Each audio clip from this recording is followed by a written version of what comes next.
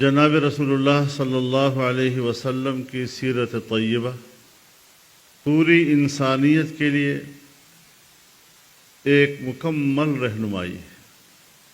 جناب رسول اللہ صلی اللہ علیہ وسلم کی ظاہری صورت اور ظاہری حسن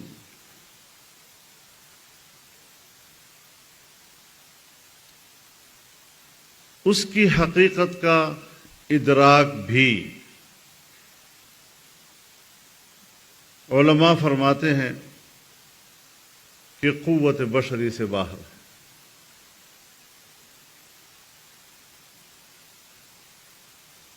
صحابہ کرام رضوان اللہ تعالی علیہم اجمعین نے آپ کے شمائل کا تذکرہ کیا ہے۔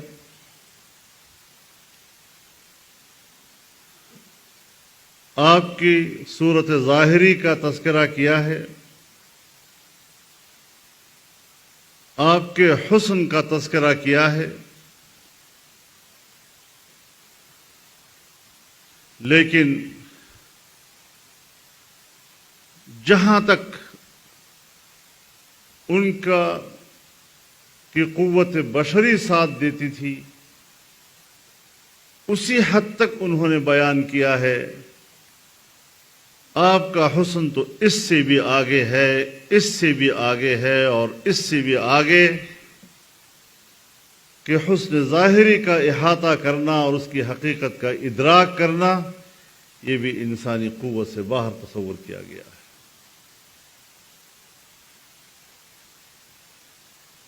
اور ظاہر ہے کہ حسن صورت اس میں تو آپ کا اتباع بھی ممکن نہیں۔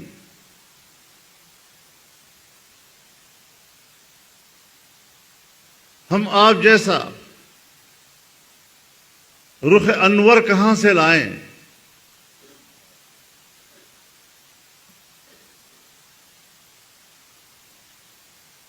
آپ جیسی روشن جبی کہاں سے لائیں؟ آپ جیسی منور آنکھیں کہاں سے لائیں؟ ان آنکھوں پر سجی پلکیں کہاں سے لائیں؟ اس کے اوپر ابروؤں کا ہلال کہاں سے لائیں؟ آپ کے اعضاء کا تناسب وہ کہاں سے لائیں؟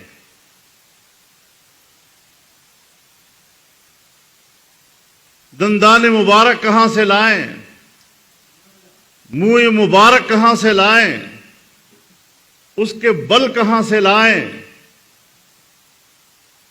کوئی تصور نہیں کیا جا سکتا اور نہیں اس لحاظ سے آپ کا اتباع ممکن ہے۔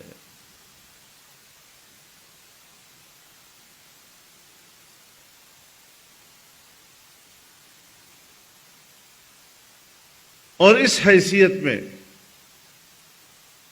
آپ کا تعارف پورے کائنات میں محمد بن عبداللہ کی ہے۔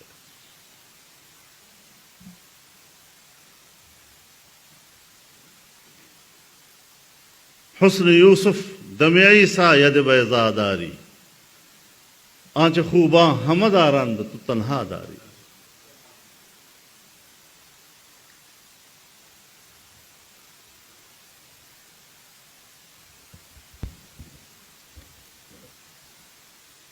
آپ کا مختصر تعارف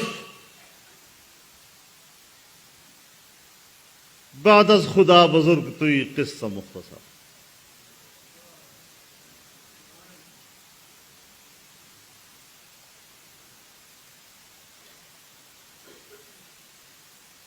اگر کائنات کا خالق اللہ رب العالمین ہے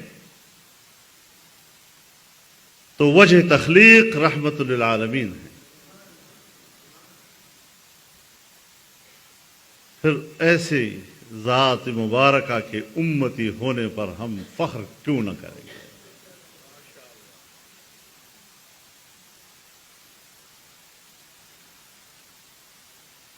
لیکن جہاں تک آپ کی سیرت طیبہ کا تعلق ہے، میں تو اپنے دوستوں سے کہتا ہوں کہ آپ حدیث کا مطالعہ کریں، احادیث کی کتابوں کو پڑھیں، پڑھتے ہوئے آپ کو اندازہ لگ جائے گا کہ میں سیرت پر عمل کرتے ہوئے کتنے پانی میں ہوں۔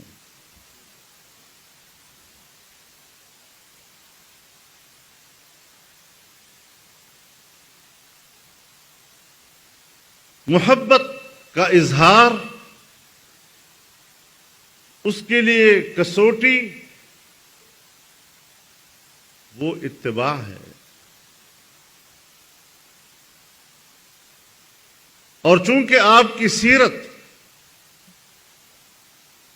اس کا اتباع ممکن ہے، تو اس اعتبار سے آپ واجب الاتباع بھی ہیں۔ باعتبار صورت کے آپ واجب الاتباع نہیں کہ ہماری استطاعت میں نہیں، لیکن باعتبار سیرت کے آپ واجب الاتباع ہیں کہ وہ ہماری استطاعت میں ہے۔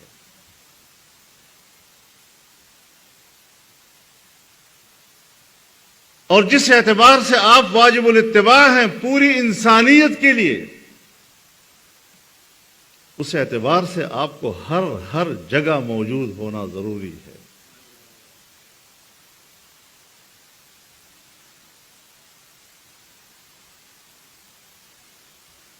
آپ کا قیام، آپ کی نشست، آپ کی مجلس، آپ کی گفتگو، آپ کے بیٹھنے کے آداب، انسان کے حقوق کا لحاظ، انسانوں سے رویہ، تعامل، یہ ساری چیزیں وہ ہیں کہ ایک امتی کے اندر کم از کم اس کی ایک جھلک تو نظر آنی چاہیے۔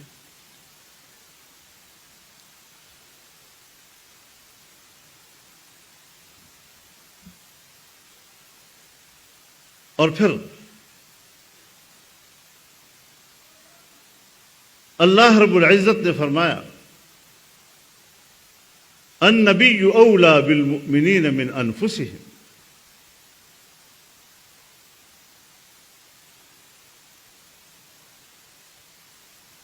مومنین کے لیے ان کی ذات سے رسول اللہ صلی اللہ علیہ وسلم مقدم ہیں، پہلے وہ ہیں۔ غالباً حضرت شاہ رفیع الدین صاحب یا شاہ عبد القادر صاحب رحمہ اللہ نے ترجمہ کیا ہے، اور ترجمے کے ساتھ جو چھوٹی سے ایک جملے میں تفسیر کی ہے، فرمایا آگ میں کودنا حرام ہے لیکن اگر نبی حکم دے تو واجب ہے۔ یہ مقام ہے جناب رسول اللہ صلی اللہ علیہ وسلم کا۔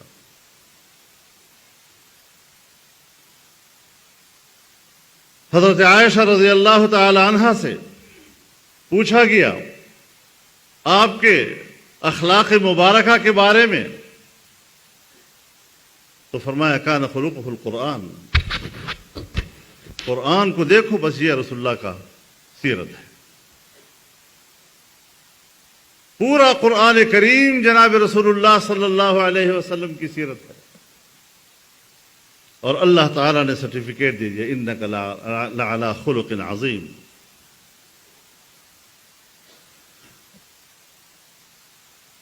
اب اتنی بڑی ذات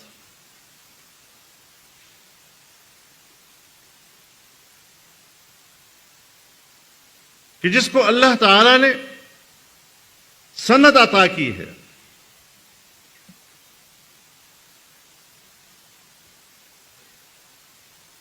وما ينطق عن الهوى ان هو الا وحي يوحى۔ لوگوں اعتماد رکھو، جو بھی فرمائیں گے اپنی طرف سے نہیں، میری طرف سے وحی ہو۔ جو رسول اللہ صلی اللہ علیہ وسلم نے فرما دیا سمجھو یہی اللہ کا حکم ہے، یہی اللہ کا منشا ہے۔ وما آتاکم الرسول فخذوہ وما نهاكم عنه فانتهوا. اللہ رب العزت نے فرمایا آپ کو اور ہمیں مخاطب کر کے فرمایا کہ جو رسول اللہ صلی اللہ علیہ وسلم نے آپ کو کرنے کے لیے کہا وہ کرو، اور جس سے روکا ہے اس سے رکو. اتنی بڑی اتھارٹی آپ کو بنا دیا کہ نہ آپ کی گفتگو، نہ آپ کے اعمال مبارکہ وہ آپ کے اپنے ہیں، وہ اللہ کی طرف سے ہیں. اور پھر جس طرح وہ آپ کی رہنمائی کریں اسی طرح آگے چلو. جس کام کے کرنے کو کہے وہ کرو، جس سے روکے اس سے رکو.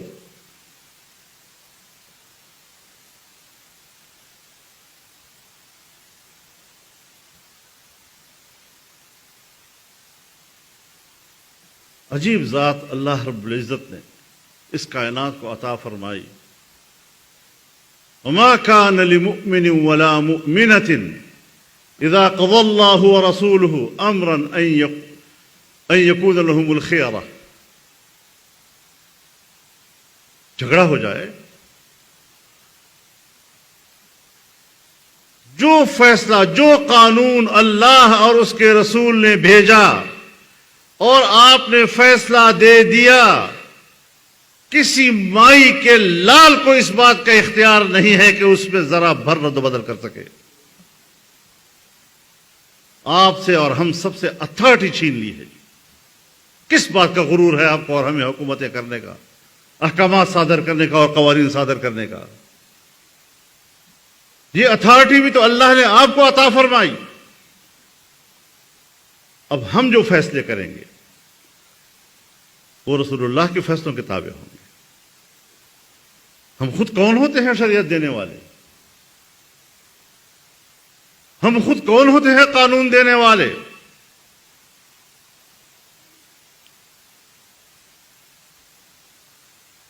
اور میرے نزدیک قرآن و حدیث کے ایک طالب علم کی حیثیت سے رسول اللہ صلی اللہ علیہ وسلم کے مقام اور آپ کی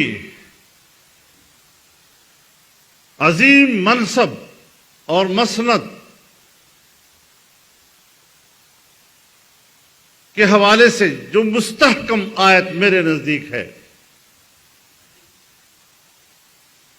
جس میں اللہ رب العزت نے فرمایا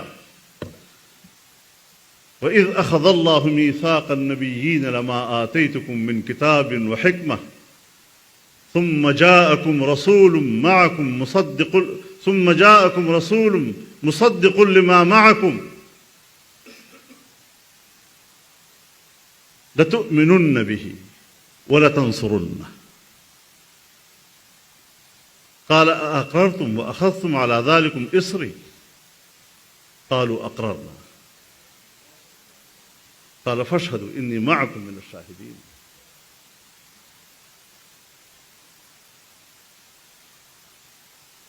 تمام انبیاء کرام سے اللہ پاک نے عہد لیا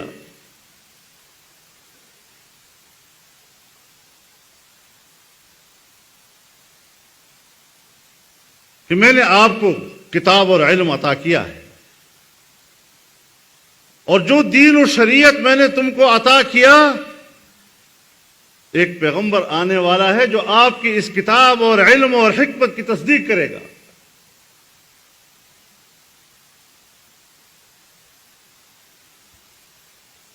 تو اب ایک وعدہ لیتا ہوں تم سے،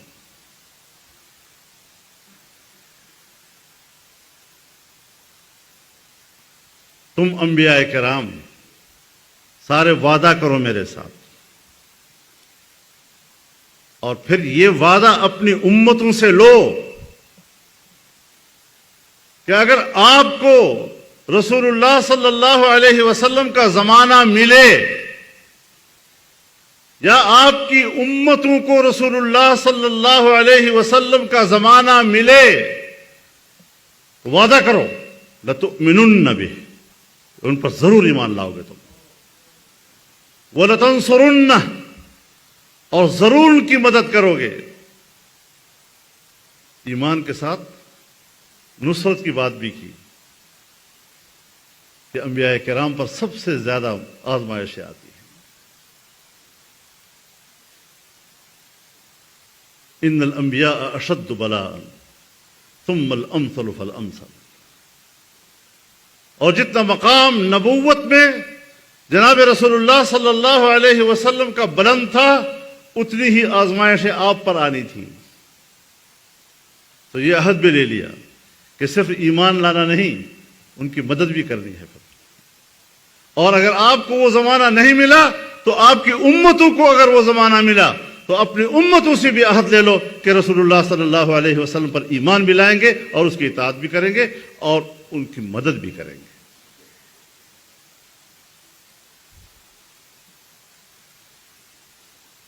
تو پھر جب آدم علیہ السلام تک تمام انبیاء سے کہا گیا کہ وعدہ کرو کہ تم میں رسول اللہ صلی اللہ علیہ وسلم پر ایمان لانا ہے، اور انہوں نے وعدہ کیا. اب آدم علیہ السلام تک انسانیت، پیچھے جاؤ، قیامت تک کی انسانیت، آگے جاؤ. تو اب بتاؤ سید الاولین اور سید الآخرین ہوئے یا نہیں؟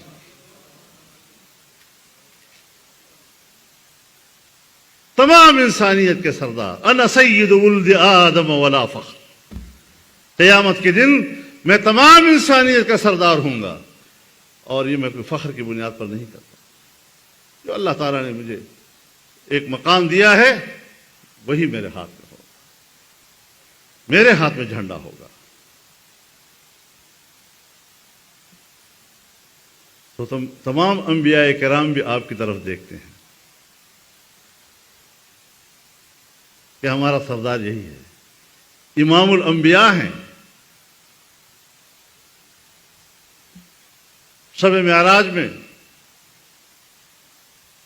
مسجد اقصی کا سفر اور تمام انبیاء کرام کی امامت، تو انبیاء بھی آپ کے مقتدی بن گئے اور پھر ان کے امتی بھی بالواسطہ آپ کے مقتدی بن گئے. تو کوئی گنجائش تو رہی نہیں.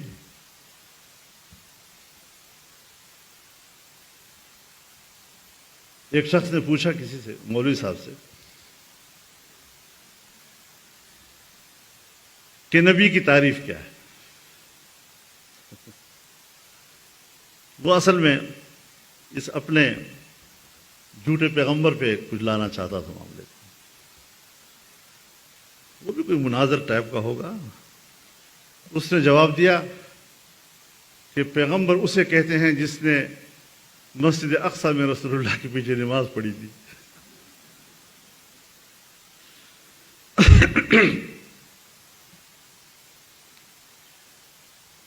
وہی ہوگا نا، اس کے بعد تو گنجائش نہ رہی نا. تو گنجائش ہی نہیں رہی نا. تو آپ کی ختم نبوت کی بھی یہی دلیل ہے نا. اس کے بعد تو پیغمبر کا تصور ختم ہو جاتا ہے.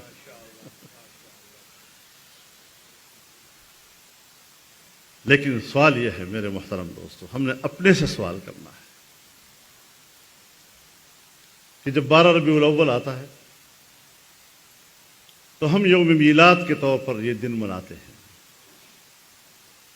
اور رسول اللہ صلی اللہ علیہ وسلم کا نور جب دنیا میں چمکا اور پورے کائنات کو روشن کیا، آج امت اس پر خوشی کا اظہار کرتی ہے.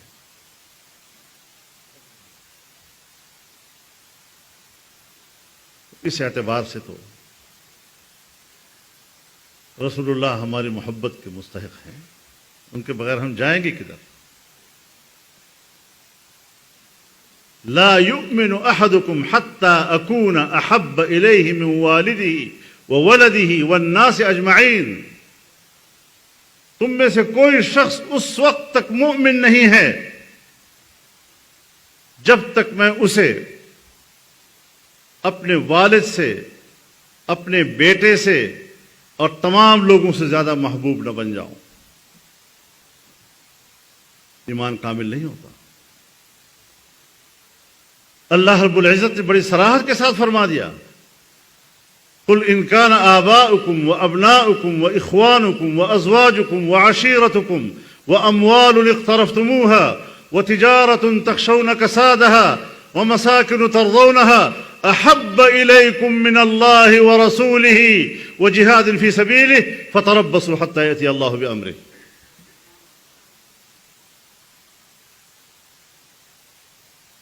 انسان کا تعلق دنیا میں جن چیزوں سے ہے وہ سب گن کر بتا دیے. خونی رشتہ ہے، باپ دادا کی محبت، بیٹے پوتے پڑپوتوں کی محبت، بھائیوں کی محبت، قبیلے کی محبت، میاں بیوی کی محبت،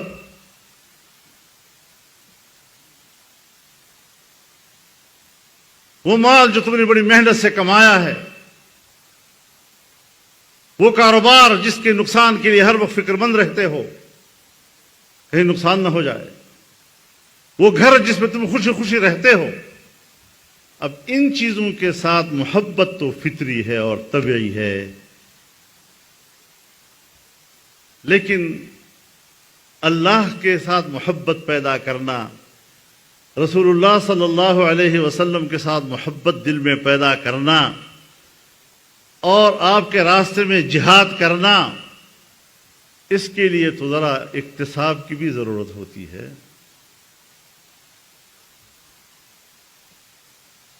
اب آپ اندازہ لگائیں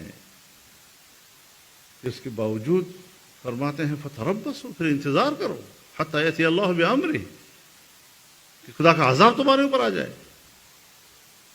اب ایک چیز خلقتاً ہے، تخلیقی ہے، طبیعی ہے، فطری ہے، اس پہ کسی تکلیف اور کلفت اور اکتساب کی ضرورت نہیں ہے. اور دوسری چیز جو ہے اس میں ذرا اکتساب ہے، محنت کرنی پڑتی ہے. اور وہاں پر بھی اللہ تعالیٰ فرماتے ہیں کہ ہمت کرو، محنت کرو، تعلق بناؤ، اتنا بناؤ، اتنا بناؤ، اتنا بناؤ کہ ماں باپ بھی کچھ نہ رہ جائیں، برادری بھی کچھ نہ رہ جائے، مال اور تجارت بھی کچھ نہ رہ جائے، یہ تمہارے گھر اور بنگلے بھی کچھ نہ رہ جائیں. اور اگر یہ اللہ اور اس کے رسول اور اللہ کے راستے میں جہاد سے بڑھ گئے تو پھر خدا کے عذاب کا انتظار کرو.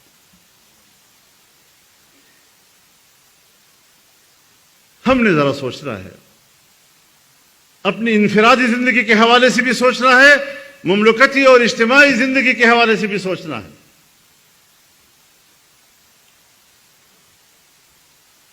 کہ میلاد پر تو ہم خوشی منائیں، ایک امتی ہونے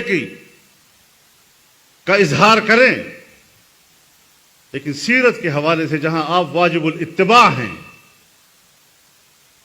وہاں ہمارا کردار کیا ہے؟ سارا سال تو ہم نے دین کی طرف دیکھا نہیں، آپ کی اتباع کی طرف دیکھا نہیں، اور اللہ تعالیٰ نے تو اپنی ساتھ محبت کو بھی آپ کی اتباع کے ساتھ وابستہ کر لیا.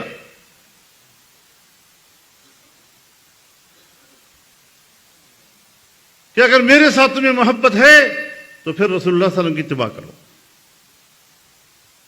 قل ان کنتم تحبون اللہ فاتبعونی یحببکم اللہ. اللہ کی محبت بھی اگر ہمیں نصیب ہوتی ہے تو وہ بھی اس شرط پر کہ رسول اللہ کی اطاعت کرو. تو آپ اندازہ لگائیں کہ من حیث القوم ہماری وہ کوتاہی کہ اگر ہم آپ کی اتباع نہیں کر رہے، قدم قدم پر نافرمانیاں کر رہے ہیں، اور پھر سوچتے ہیں کہ اللہ کی رحمت آئے گی. یہ بھی اللہ کی مہربانی ہے کہ ہماری روز روز کے گناہوں کی کثرت اور اللہ تعالیٰ کی طرف سے جس طرح گزارا ہوتا ہے، ہمارے بزرگ فرمایا کرتے تھے کہ ہم اللہ کے ساتھ گزارا نہیں کر رہے، وہ ہمارے ساتھ گزارا کر رہا ہے.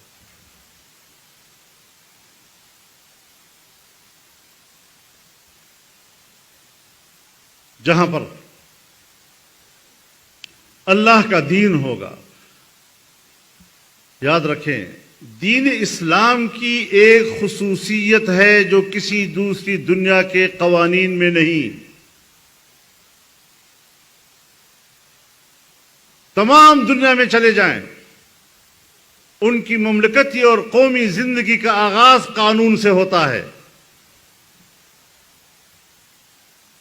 کوئی تنازع کھڑا ہو جائے، فوری طور پر جاؤ عدالت میں، قانون کا سہارا لو۔ لیکن دین اسلام جس کی ابتدا اور آغاز اخلاقیات سے ہوتا ہے،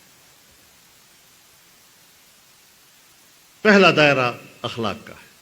اخلاقی رویوں کے ساتھ ایک دوسرے سے نباہ کرو۔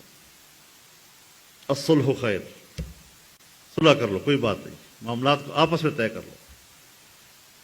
آپ نے کسی کو قرض دے دیا، مہینے کے بعد واپس کرنا ہے، اس نے مہینے کے بعد واپس نہیں کیا، آپ نے مطالبہ کیا، وہ کہتا ہے میرے پاس ادا کرنے کے لیے ابھی کچھ نہیں، تو اللہ فرماتے ہیں فنظرۃ الی میسرہ، مہلت دے دو، کوئی بات نہیں، جب تک اس سے آسانی آ جائے گی تب ادا کر لے گا۔ اخلاق سے شروع ہو۔ اب اگر وہ نہیں ادا کرتا، اس کے باوجود بھی نہیں ادا کرتا، تو قرض دینے والے کو کہتا ہے کہ معاف کر دو، چھوڑ دو۔ اب جب ایک مہلت نہیں دے رہا اور دوسرا ادا نہیں کر رہا، تو پھر اس کے بعد قانون کا دائرہ شروع ہو جاتا ہے۔ پھر عدالت پہ جانا پڑے گا، آپ کو ثابت کرنا پڑے گا کہ میرا حق ہے، اور ریاست وہ حق آپ کو لے کر دے گی۔ پھر کیا ایسا نظام دنیا میں کہیں ہے؟ اور رسول اللہ صلی اللہ علیہ وسلم نے فرمایا کہ قیامت کے روز میزان اس کا بھاری ہوگا جس کے اخلاق حسنہ زیادہ ہوں۔ وہ دین جو اپنی انفرادی اور اجتماعی اور مملکتی اور معاشرتی اور معاشی زندگی کا آغاز ہی اخلاقیات سے کرتا ہو، اس سے بڑھ کر اس کا امتیاز اور کیا ہو سکتا ہے؟ اگر چہرہ بگاڑا ہے، ہم نے بگاڑا ہے۔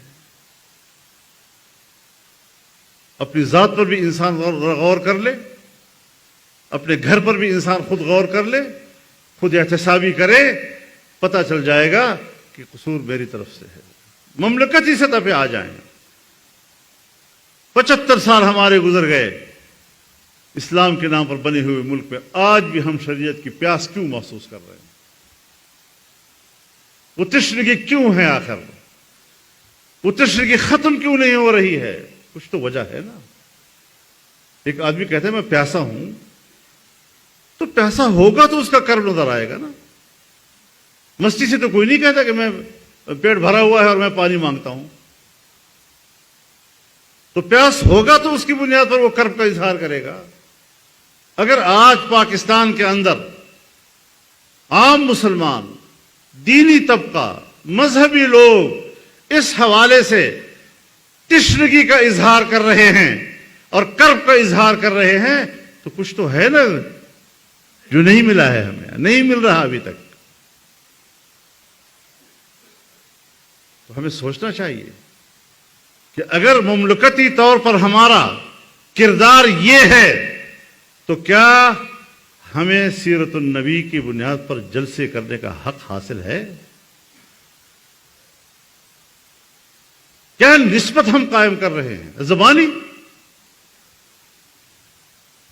زبانی تعلق تو منافقین بھی اظہار کرتے تھے، وہ بھی کہتے تھے ہم کلمہ پڑھتے ہیں، مسجد میں بھی چلے جاتے تھے، ٹکرے مار لیتے تھے،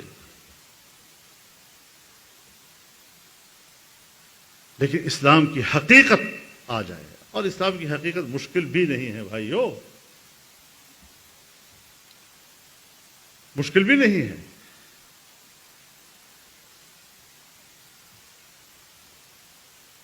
ہم جب کسی منصب پر جا کر فائز ہوتے ہیں تو اس منصب پر فائز ہونے کے لیے ایک کرائیٹیریا ہوتا ہے۔ آپ 20 اور 22 گریڈ کے منصب پر پرائمری اسکول کے طالب علم کو نہیں بٹھا سکتے، اس کے پاس کرائٹیریا نہیں ہے، اس کے پاس علم نہیں ہے، اس کے پاس تجربہ نہیں ہے، اس کے پاس تربیت نہیں ہے،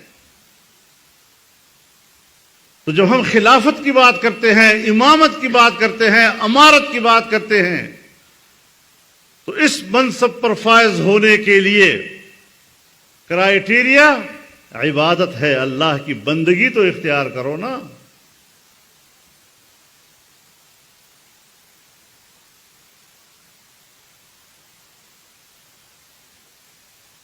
اور عبدیت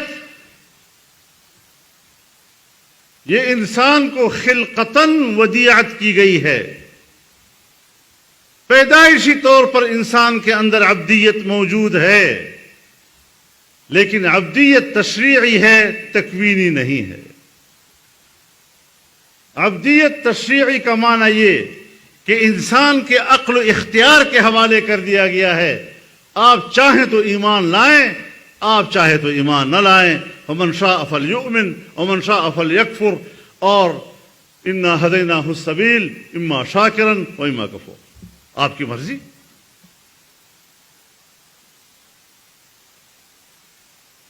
تو پھر جا کر ہم اقتدار کے مستحق بن جاتے ہیں۔ کیا ہمارے اندر وہ عبدیت ہے؟ کم از کم ہم 5 وقت کی نماز پڑھتے ہیں، فرائض ادا کرتے ہیں ہم لوگ۔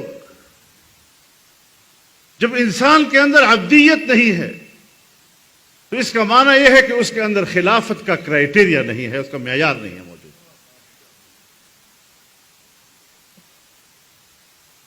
تو جب سوالات اٹھتے ہیں دنیا میں تو ہم کہتے ہیں یہ انتہا پسند ہے، یہ تو شدت پسند ہے۔ کوئی شدت پسندی نہیں ہے، اسلام کا اصول ہے کچھ، جس طرح آپ کے ہاں اصول ہے، اسلام کے بھی کوئی اصول ہے، شریعت کی بھی کوئی اصول ہے۔ اور مملکتی زندگی میں اسلام آپ سے چاہتا کیا ہے؟ 2 ہی تو باتیں چاہتا ہے،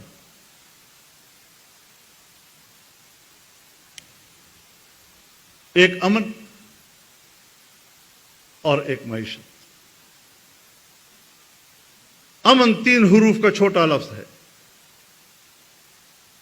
لیکن یہ چھوٹا سا لفظ 3 حروف کا یہ محیط ہے تمام تر انسانی حقوق، اور تمام انسانی حقوق کا تعلق 3 چیزوں کے ساتھ ہے: انسان کی جان، انسان کا مال، انسان کی عزت و آبرو۔ تمام قوانین دنیا میں اسی 3 چیزوں کے لیے بنتے ہیں: حق دینا اور حق کی تلافی کرنا۔ اگر کوئی حق چھینے تو تلافی کیسی ہوگی، اس کے لیے نظام بنتا ہے۔ اور دوسری چیز ہے خوشحال معیشت۔ حضرت ابراہیم علیہ السلام کو جب منصب امامت عطا کیا گیا تو اس کے لیے بھی تو آپ نے، اللہ نے اس کا انٹرویو کیا نا، وَإِذِ ابْتَلَىٰ إِبْرَاهِيمَ رَبُّهُ بِكَلِمَاتٍ فَأَتَمَّهُنَّ، اس میں کامیاب ہوئے۔ قَالَ إِنِّي جَاعِلُكَ لِلنَّاسِ إِمَامًا، اب میں تمہیں امام بنانے والا ہوں۔ اب وہ شخصیت جو ساری زندگی شرک کے خلاف لڑتا رہا، توحید کا درس دیتا رہا، رب اور بندے کے درمیان تعلق قائم کرتا رہا، اس کے لیے آگ میں جھونک دیا گیا۔ کیا کیا آزمائشیں آپ پر آئیں، لیکن جو ہی آپ کو منصب امامت عطا کیا گیا، اب آپ کی ترجیح بدل گئی۔ اب ترجیح یہ ہے، وَإِذْ قَالَ إِبْرَاهِيمُ رَبِّ اجْعَلْ هَٰذَا بَلَدًا آمِنًا وَارْزُقْ أَهْلَهُ مِنَ الثَّمَرَاتِ مَنْ آمَنَ مِنْهُمْ بِاللَّهِ وَالْيَوْمِ الْآخِرِ۔ اب آپ ایک امن کی دعا کر رہے ہیں کہ شہر کو امن کا شہر بنا دیں، اور اس شہر والوں کو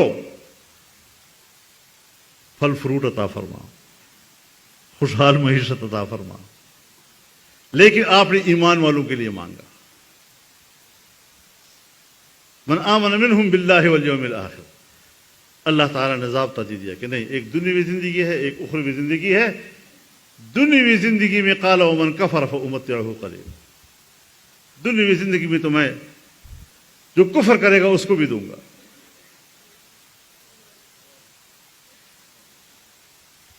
یہ دنیا اللہ نے پیدا کی ہے، اس پر اس کی جو نعمتیں ہیں، اس کی جو طیبات ہیں، اس پر پہلا حق کس کا ہے؟ قل من حرم زینۃ اللہ التی اخرج لعباده والطیبات من الرزق. یہ جو اللہ تعالی نے دنیا کی خوبصورتی پیدا کی ہے اور طیبات رزق پیدا کیے ہیں، کس نے تم پر حرام کیے ہیں؟ کیوں آپ اس سے دستبردار ہو رہے ہیں؟ اور پھر فرمایا قل للذین آمنوا فی الحیات الدنیا خالصۃ یوم القیامہ. دنیا کے اندر تو کافر بھی آپ کے ساتھ شامل ہے اور قیامت کے دن صرف آپ کے لیے. اور قیامت کی نعمتیں دنیا کی نعمتوں کے مقابلے میں جیسے ایک کے مقابلے میں 100.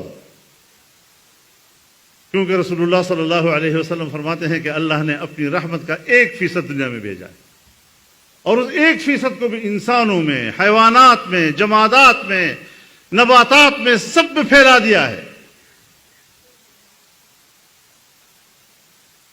تو جب 1% میں اللہ نے ہمیں محروم نہیں کیا ہے، اللہ ایمان کے ساتھ زندگی نصیب فرمائے اور خاتمہ نصیب فرمائے، تو 99 میں کیسے ہمیں محروم کرے گا؟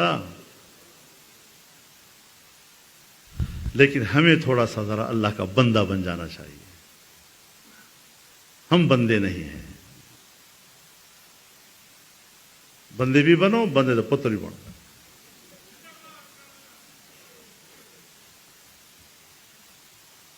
تب جا کر اللہ آپ کی طرف متوجہ ہو. حدیث میں آتا ہے کہ جب انسان عبادت کرتا ہے تو کہیں غافل ہو جاتا ہے، ایک تصورات میں چلا جاتا ہے اور اللہ پکار رہا ہوتا ہے، میری طرف میری طرف میری طرف میری طرف التفات کرو. کتنا پیار ہے اس کے اپنے بندے سے. میری طرف متوجہ ہو کر ذرا پڑھا کرو. تو آپ کی جو غفلت ہوتی ہے اس کے لیے اللہ تعالیٰ کیا رویہ اختیار کر رہا ہے آپ کے ساتھ، کیا فکر بندی کا اظہار کر رہا ہے، آپ کی توجہ مانگتا ہے وہ آپ سے. ہمیں بھی مملکتی زندگی کا نظام بھی ٹھیک کرنا ہے. آپ سوچیں ذرا اس وقت وہ جو اللہ رب العزت فرماتے ہیں ضرب اللہ مثلا قریۃ كانت آمنة مطمئنة يأتيها رزقها رغدا من كل مكان فكفرت بأنعم الله فأذاقها الله لباس الجوع والخوف بما كانوا يصنعون. ایک آبادی کی مثال اللہ رب العزت دیتے ہیں اور فرماتے ہیں کہ اس میں امن بھی تھا اور اطمینان بھی تھا. امن و سکون کی علت کیا تھی؟ ذرا سوچیں اس کو. علت کیا تھی اس سکون و اطمینان کی؟ یأتیہا رزقہا رغدا من کل مکان. ہر طرف سے رزق کھچ کھچ کے آ رہا تھا ان کے پاس. خوشحالی تھی. یعنی معاشی خوشحالی سے امن بھی آتا ہے اور معاشی خوشحالی سے اطمینان و سکون بھی آتا ہے. لیکن جب ہم نے انکار کیا، اس آبادی کے لوگوں نے ان نعمتوں کا انکار کیا، پھر سزائیں کیا دی؟ فَأَذَاقَهَا اللَّهُ لِبَاسَ الْجُوعِ وَالْخَوْفِ. پھر بھوک اور خوف ان پر مسلط کر دیا. تو ایک معاشی بدحالی آتی ہے، بھوک آتی ہے، بدامنی آ جاتی ہے. کیا ہمارے پاس یہ دونوں چیزیں ہیں یا نہیں ہیں؟ روزگار کے لیے ہم چیخ رہے ہیں. سیلاب آ گیا تو لوگ آج تک سڑکوں کے اوپر پڑے ہوئے ہیں. زلزلہ آیا تو ابھی تک ان کی بحالی نہیں ہو پا رہی ہم سے. ان کو ہم روزگار مہیا نہیں کر سکتے. اور امن و امان کا یہ عالم کہ گھر سے نکلو تو یہ اطمینان نہیں کہ شام کو گھر واپس آؤں گا یا نہیں آؤں گا. اب یہ دونوں عذاب، اس میں ہم ایک دوسرے کو ملامت کر رہے ہیں. تو ذمہ دار ہے اور تو ذمہ دار ہے اور یہ ذمہ دار ہے اور وہ ذمہ دار ہے. ایک دفعہ یہ نہیں سوچا کہ ہم اللہ کی طرف متوجہ ہو کر اپنی تقصیرات کا جائزہ لے لیں اور جناب رسول اللہ صلی اللہ علیہ وسلم کی دی ہوئی تعلیمات کے حوالے سے سوچے کہ ہمارے اندر آپ کی تعلیمات اور آپ کی سیرت کی جھلک بھی ہے. شاید مکمل تو ہم اسا نہیں بن سکیں گے، لیکن جھلک بھی ہے. تو اس لحاظ سے یہ دور ہے، یہ وقت ہے کہ ہم ہر سطح پر ہمارا ہر ادارہ، ہماری حکومت، ہماری انتظامیہ، ہماری اسٹیبلشمنٹ، ہماری پبلک، ہمارا عوام، ہر ایک اپنی اپنی سطح پر سوچے کہ سیرت النبی صلی اللہ علیہ وسلم کے حوالے سے میری تقصیرات کیا ہیں، اور اللہ نے تو اسی سے راضی ہونا ہے۔ قل ان کنتم تحبون اللہ فاتبعونی یحببکم اللہ۔ تو اللہ کو اگر راضی کرنا ہے اور اس کی نعمتوں کو آپ نے دعوت دینی ہے کہ میرے اوپر اترو، تو اس کے لیے تو ایک ہی بات ہے کہ رسول اللہ صلی اللہ علیہ وسلم کی سیرت کی اتباع کرو۔ تمام انبیاء نے بھی کی ہے اور تمام امتوں نے بھی کی ہے، اور جو نہیں کرتے وہ کفر کر رہے ہیں۔ تو اس لحاظ سے ہمیں اپنا محاسبہ کرنا چاہیے۔